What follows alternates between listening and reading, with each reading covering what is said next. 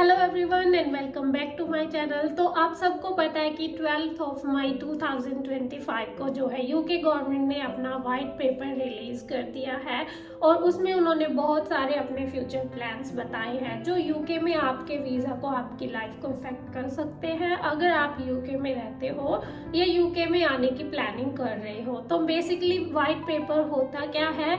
White paper एक ऐसा document है जिसमें जो गवर्नमेंट है अपने जो है फ्यूचर प्लान्स बताती है कि हमें ये नए रूल्स लेके आने हैं, बट वो रूल्स नहीं बनते जब तक कि वो एक बिल में कन्वर्ट ना हो जाए। ये एक प्रपोजल्स होते हैं कि ऐसे ऐसे रूल्स रखे जाए माइग्रेशन को कम करने के लिए या कोई और भी जो इशू है जो नेशनल लेवल के होते हैं उनको कम करने के लिए जो है गवर्नमेंट एक प्रपोजल देती है कि इनको ऐसे खत्म किया जा सकता है, हम ये जो नए रूल बना सकते हैं। तो प्रपोजल्स जो होते हैं तब तक रूल नहीं बनते जब तक कि ये पार्लियामेंट में पास ना हो जाए। तो आप जब ये पास हो जाते हैं तभी ये बिल बन जाते हैं और इनको जो है अप्लाई किया जाता है सभी वीज़ाज पे। तो अभी ये इम्प्लीमेंट नहीं हुए हैं, कब से ये लागू होंगे और कब से आपके वीज़ा को इफेक्ट करना शुरू कर देंगे, उसके लिए वीडियो को लास्ट तक जरूर देखना। और कौन कौन से रूल्स बनने वाले हैं, क्या क्या इन्होंने अपने प्रपोजल रखे हैं, अगर आपको इन सब में फुल डिटेल्स चाहिए must watch this video till and. सबसे पहले आप सबको पता है कि यूके गवर्नमेंट जो सबसे ज़्यादा मेन फोकस रखती है वो रखती है अपनी नेट माइग्रेशन को कम करने पे। और इस बार भी उन्होंने माइग्रेशन को कम करने के लिए कुछ ऐसे प्रपोजल्स रखे हैं जो कि आपको थोड़ा सा इफेक्ट कर सकते हैं। यूके गवर्नमेंट ने बताया है कि उनकी जो नेट माइग्रेशन है वो बहुत ज़्यादा इंक्रीज हो चुकी है और उसको कम करने के लिए वो कुछ ऐसे प्रपोजल्स उन्होंने रखे हैं जिससे कि आगे उनको जो लोग हैं उनके जो रूल्स हैं वो थोड़े स्ट्रिक्ट किए जाएंगे, चाहे वो स्टडी वीज़ा को लेके है, स्किल वर्कर वीज़ा को लेकर है या फिर फैमिली वीज़ाज को लेकर है, सभी पे जो है स्ट्रिक्टनेस आपको देखने को मिलेगी।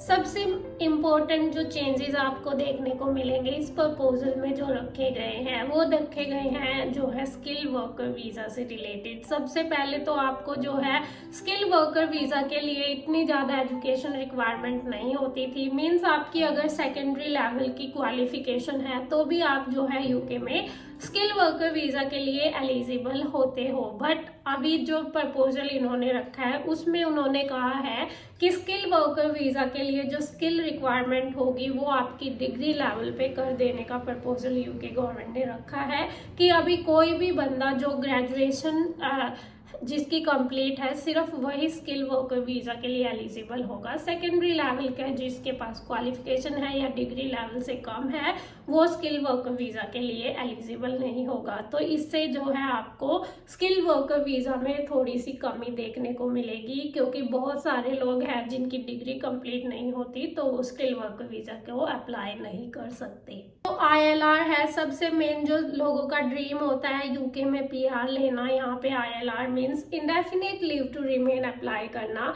अभी जो है वो स्किल वर्कर वीज़ा पे 5 इयर्स के बाद आप अप्लाई कर सकते हो, बट न्यू प्रपोजल के अकॉर्डिंग इसको 10 इयर्स तक एक्सटेंड करने की बात की गई है।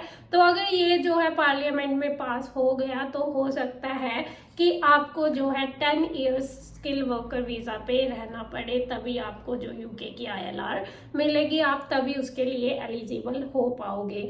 तो let's see what going to be happen. उसी के साथ जो मेन चेंजेस आए हैं वो PSW में भी उन्होंने रखा है कि इसमें भी थोड़ा सा टाइम जो है रिड्यूस कर दिया जाए। इतना ज़्यादा टाइम रिड्यूस करने की बात उन्होंने नहीं की है। जो अभी हमें PSW आफ्टर स्टडी मिलता है वो मिलता है 24 मंथ का, बट अभी न्यू प्रपोजल में यूके गवर्नमेंट ने इसको 18 मंथ तक रिड्यूस करने का बोला है कि अभी सिर्फ 1.5 ईयर के लिए इसको दिया जाए। तो जो है स्टूडेंट को 2 साल से भी कम का जो है PSW बाद में मिलने की इन्होंने प्रपोजल की बात की है।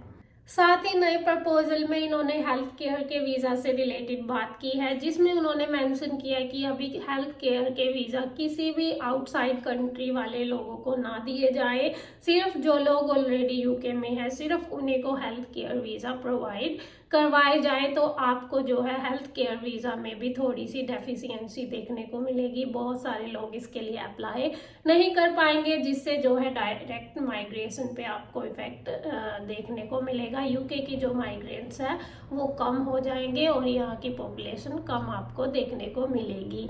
उसी के साथ जो स्टडी वीज़ा, मोस्टली लोग यूके में स्टडी वीज़ा पे ही आते हैं और यूके गवर्नमेंट ने ये बात भी क्लियर बोली है कि जो है स्टडी वीज़ा से उनको बहुत ज़्यादा बेनिफिट गवर्नमेंट को होता है और उनकी मतलब बहुत सारी इनकम स्टडी वीज़ा से ही आती है। बट उन्होंने उस पर भी कुछ स्ट्रिक्टनेस दिखाने की बात की है, बट वो स्ट्रिक्टनेस जो है डायरेक्टली स्टूडेंट्स पे नहीं होगी। वो उन्होंने यूनिवर्सिटीज़ के लिए, इंस्टीट्यूट्स के लिए बोला है कि जो कुछ ऐसे इंस्टीट्यूट होते हैं जो लोगों से फीस तो ले लेते हैं बट उनके जो है टेक्नोलॉजी इतनी अप टू डेट नहीं होती, कोर्सेज इतने बेस्ट नहीं होते, तो उन्होंने बोला कि जब भी कोई भी यूनिवर्सिटी या इंस्टीट्यूट किसी भी स्टूडेंट को कास्ट लेटर मतलब कंफर्मेशन लेटर जो प्रोवाइड करता है वो प्रोवाइड करेगा तो उस पर थोड़ी सी स्ट्रिक्टनेस वो दिखाएंगे, लेकिन इसका इनडायरेक्टली इफेक्ट जो है स्टूडेंट पे पड़ेगा क्योंकि अभी हर इंस्टीट्यूट जो है आपको वीज़ा प्रोवाइड नहीं करवा सकता, स्पॉन्सरशिप नहीं दे पाएगा, आपको जो है एडमिशन नहीं दे पाएगा। उन पे जो है आपको थोड़ी सी रूल्स के जो है टाइट कर दिए गए हैं उनके ऊपर, तो आपको थोड़ी सी स्ट्रिक्टनेस उसमें भी देखने को मिलेगी। एक और रूल जो चेंज होने की इन्होंने बात की है स्किल वर्कर वीज़ा पे। आप सबको पता है कि जो भी लोग स्किल वर्कर वीज़ा पे डिपेंडेंट पे इधर आते हैं यूके में, अभी जो है डिपेंडेंट को इंग्लिश टेस्ट की ज़रूरत नहीं होती थी, इंग्लिश की नॉलेज की ज़रूरत नहीं होती थी, सिर्फ जो मेन एप्लीकेंट है उसकी इंग्लिश की बात की जाती थी। बट नए प्रपोजल में यूके गवर्नमेंट ने मेंशन किया है कि जो डिपेंडेंट है आते हैं यूके में उनका भी वीज़ा तभी पास किया जाएगा जब उनको बेसिक इंग्लिश नॉलेज होगी, क्योंकि वो एक इंग्लिश कंट्री में आ रहे हैं तो उनको बेसिक इंग्लिश नॉलेज होनी चाहिए। तो थोड़ी सी आपको इस वजह से भी स्किल वर्क वीज़ा में डेफिशिएंसी देखने को मिलेगी क्योंकि डिपेंडेंट के लिए भी इंग्लिश नॉलेज जो है अभी इम्पोर्टेंट करने की इन्होंने बात की है। बट अगेन ये अभी तक लॉ नहीं बने हैं, रूल नहीं बने हैं, ये सिर्फ प्रपोजल्स हैं, ये सिर्फ वाइट पेपर पे आए हैं। बट इनमें से हो सकता है कि 90% बनने के चांस हों, बट अभी तक ये सिर्फ प्रपोजल है, so don't need to worry. अभी ये पार्लियामेंट में पास होने हैं, मिनिस्टर्स के पास जाएंगे, इन पे डिस्कशन होगा और जब इनका बिल बन के पास होगा तभी जो है ये मेन रूल आपके बन के आएंगे।